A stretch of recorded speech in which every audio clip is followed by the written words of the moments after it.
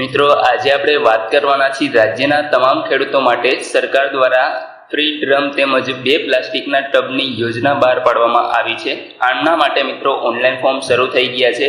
Online form કઈ રીતે ભરવું તે આપણે લાઈવ ફોર્મ ભરી અને બતાવશું। ફોર્મ ભરવા માટે તમારે કયા ડોક્યુમેન્ટ જોશે તેના વિશે પણ આપણે માહિતી છે આપશું। મિત્રો આપણે ફોર્મની પ્રિન્ટ કાઢી અને તમારે કઈ કઈ જગ્યાએ સહી કરવાની છે અને કઈ જગ્યાએ ગ્રામ સેવકની સહી કરાવવાની છે તે સંપૂર્ણ માહિતી તમને આ વિડીયોમાં આપવામાં આવશે, તો વિડીયોને પૂરો જોવા વિનંતી। તો ચાલો મિત્રો શરૂ કરીએ। મિત્રો સૌપ્રથમ તમારે ગૂગલમાં સર્ચ કરાવવાનું રહેશે iKhedutGujarat.gov.in। જેવું તમે સર્ચ કરાવશો એટલે આ પ્રકારે વેબસાઇટ છે ઓપન થઈ જશે। અહીંયાથી મિત્રો આને ક્લોઝ કરી દેવાનું રહેશે। ચોથા નંબરનું કોલમ તમને જોવા મળશે યોજનાઓ, તેના ઉપર તમારે ક્લિક છે કરવાનું રહેશે। જેવું તમે ક્લિક કરશો એટલે યોજનાઓ માટે સંપર્કની વિગતો આવશે, જેને આપણે ક્લોઝ કરી દેવાની રહેશે। ત્યાર પછી મિત્રો તમારે નીચે સ્ક્રોલ કરવાનું રહેશે, જેમાં પેલું જ છે ખેતીવાડીની યોજનાઓ। એમાં કુલ 52 ઘટકો છે। હાલમાં 5 ઘટકો એટલે કે 5 યોજનાઓ છે એમના ફોર્મ ભરાવાના શરૂ છે। અરજીનું વર્ષ છે 21-22। અહીંયા વિગતો લખેલ છે, એની નીચે તમે જોશો તો વિગતો માટે અહીં ક્લિક કરો એવું લખેલ છે, તેના ઉપર તમારે ક્લિક સહી કરી દેવાનું રહેશે।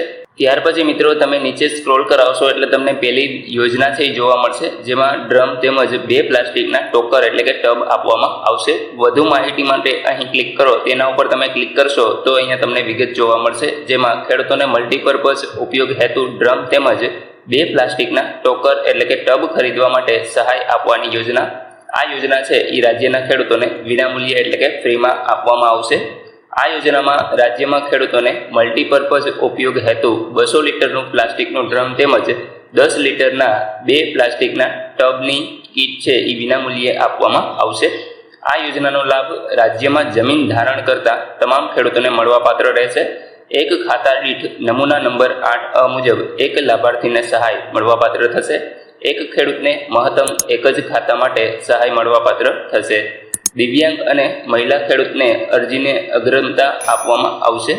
આ ખેડૂત પોર્ટલમાં ઓનલાઈન અરજી કર્યા બાદ અરજીની પ્રિન્ટ મેળવી સહી અંગૂઠો કરી અરજીમાં દર્શાવેલ સાધનિક કાગળો સહિત જે તે તાલુકા અમલીકરણ અધિકારી વિસ્તરણ અધિકારીની ખેતીની કચેરી ખાતે નિયત સમય મર્યાદામાં રજૂ કરવાની રહેશે। મિત્રો આ જે પ્રિન્ટ છે એ તમારે અપલોડ નથી કરવાની, પરંતુ તમારે છે એ જે અમલીકરણ અધિકારી છે ત્યાં અથવા તો વિસ્તરણ અધિકારી ખેતીની કચેરીએ જમા સહી કરાવવાની રહેશે, તથા સાધનિક કાગળો પણ સાથે લઈ જવાના રહેશે। ત્યાર પછી મિત્રો સાધનિક કાગળોને ધ્યાને લઈ તેમની ચકાસણી છે એ કરવામાં આવશે। લક્ષ્યાંકની મર્યાદામાં પૂર્વ મંજૂર કરવામાં આવશે। પસંદ થયેલ અરજદારને ડ્રમ તથા 2 પ્લાસ્ટિકના ટબની કીટ મેળવવા સંબંધિત કચેરીએથી જાણ પણ કરવામાં આવશે। એટલે કે મિત્રો તમને ફોન દ્વારા અથવા તો SMS થીને જાણ છે કરવામાં આવશે। હવે અહીંયા ઘટનાના પુનઃ લાભ મેળવવાનો ઓછામાં ઓછો સમય મર્યાદા છે એ વર્ષમાં આપેલી છે। મિત્રો આ એક જ યોજના એવી છે કે જેમાં તમે ફરી પાછું પણ ફોર્મ છે એ ભરી શકો છો। 5 વર્ષની સમય મર્યાદા છે। માની લો કે તમે અત્યારે 2021માં ફોર્મ ભરો છો, હવે પછી તમારે 2026માં ફરી પાછું તમે આ ફોર્મ છે ભરી શકશો। અત્યાર સુધી કેવું હતું કે આ ખેડૂતની કોઈ પણ યોજના હોય તો તમે આજીવન એક જ વખત છે એ લાભ લઈ શકતા હતા, પરંતુ આમાં એવું નથી। આમાં તમે 5 વર્ષ પછી ફરી પાછું ફોર્મ છે એ ભરી શકો છો। ત્યાર પછી મિત્રો અહીંયા ઉપર લખેલું છે અરજી કરો। અહીંયા તારીખ પણ તમને જોવા મળશે। 15/8/2021 થી શરૂ થઈ ગઈ છે અને 31/8/2021 છેલ્લી તારીખ છે। અહીંયા મિત્રો બ્લુ કલરનું અરજી કરો લખેલ છે, તેના ઉપર તમારે ક્લિક છે કરી દેવાનું રહેશે। ત્યાર પછી મિત્રો તમને આ પ્રકારે મેસેજ છે જોવા મળશે। અહીંયા તમારે ઓકે બટન ઉપર ક્લિક છે કરી દેવાનું રહેશે। અહીંયા અરજી સંબંધિત સૂચનાઓ છે તમને જોવા મળશે, જે તમારે એક વખત વાંચી લેવાની રહેશે। ત્યાર પછી મિત્રો અહીંયા તમે જે પણ યોજનામાં ફોર્મ ભરવા માંગો છો એનું નામ છે એ આવશે। અહીંયા નીચે લખેલ છે કે તમે રજિસ્ટર્ડ અરજદાર છો કે નહીં, તો અહીંયા તમારે હા અથવા ના સિલેક્ટ કરવાનું રહેશે। આપણે ના ઉપર ક્લિક કરી અને આગળ વધવા ક્લિક કરો।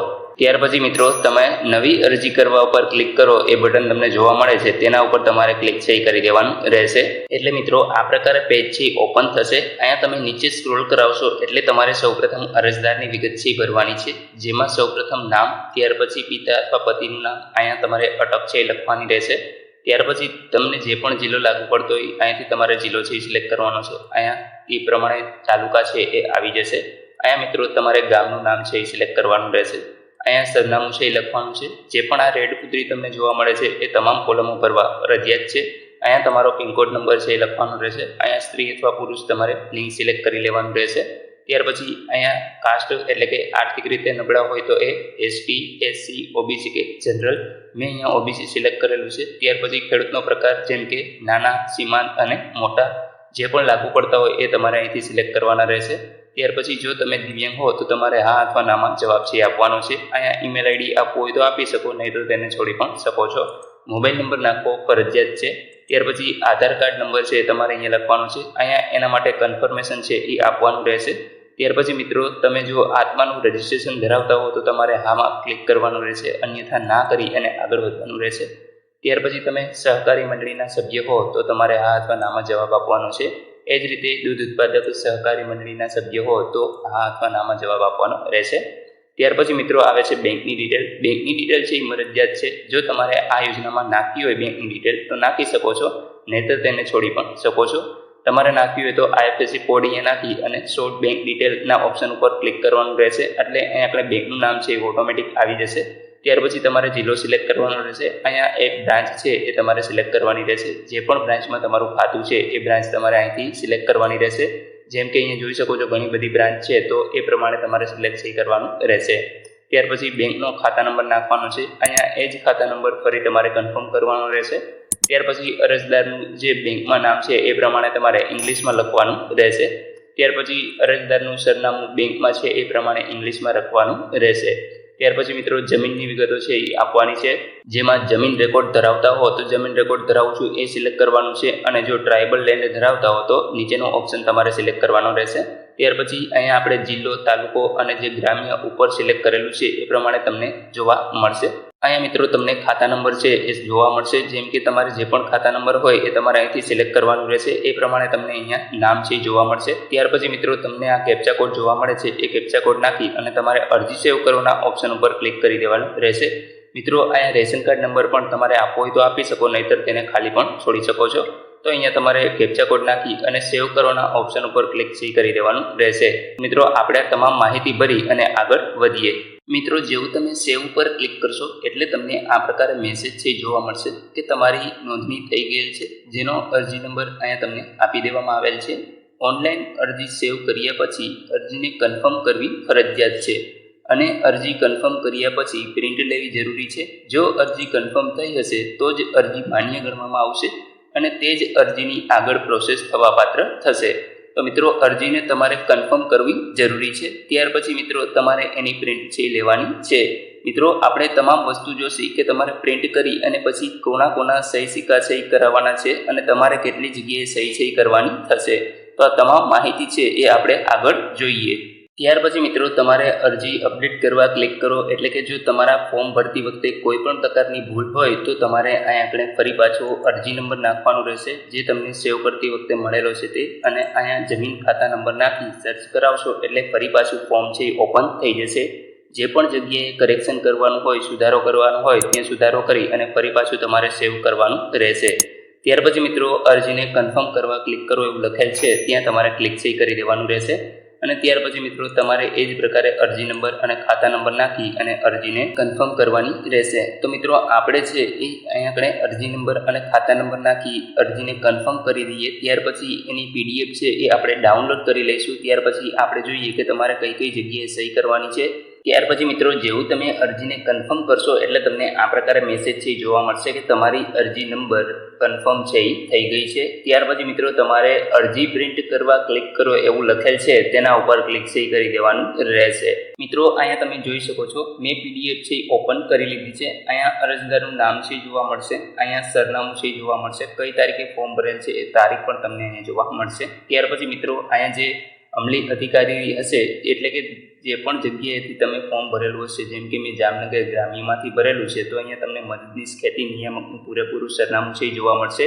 ત્યાં તમારે અરજી છે એ સબમિટ કરવાની રહેશે. ત્યાર પછી મિત્રો વાત કરીએ કે તમારે સહી ક્યાં કરવાની છે, તો અહીંયા ખેડૂતની સહી અથવા અંગૂઠો જે પણ કરતા હોય એ કરવાનું રહેશે. અહીંયા ખેડૂતનું નામ પણ જોવા મળશે. ત્યાર પછી તમારે સાથે કયા ડોક્યુમેન્ટો રજૂ કરવાના રહેશે, તો અનુસૂચિત જાતિ અથવા તો અનુસૂચિત જનજાતિનું પ્રમાણપત્ર જો લાગુ પડતું હોય તો લઈ જવાનું છે. નહીતર નહીં. દિવ્યાંગ ખાતેદારો માટે દિવ્યાંગ હોય અંગે તે અંગેનું સક્ષમ અધિકારીનું એક પ્રમાણપત્ર પણ લાગુ પડતું હોય તો લઈ જવાનું રહેશે. ત્યાર પછી આધાર કાર્ડની નકલ. સંયુક્ત ખાતેદારના કિસ્સામાં માન્ય ખાતેદારનું સંમતિપત્રક અથવા તો બાંહેધરી પત્રક છે લઈ જવાનું રહેશે. આઈ ખેડૂત પોર્ટલ સિવાય અરજી કરેલ હોય તો 8 આની નકલ પણ સાથે લઈ જવાની રહેશે. વન અધિકાર પત્રની નકલ છે એ લાગુ પડતું હોય તો તમારે લઈ જવાની રહેશે. તો મિત્રો આટલા ડોક્યુમેન્ટ છે એ તમારે સાથે લઈ જવાના રહેશે. ત્યાર પછી મિત્રો આગળ તમે નીચે સ્ક્રોલ કરાવશો, અહીંયા તમારે સ્થળ લખવાનું છે, અહીંયા તારીખ અને અહીંયા આગળ ગ્રામ સેવક જે પણ હોય એમની સહી આવશે. અહીંયા આગળ તમારા ગામનું નામ છે એ લખવાનું રહેશે.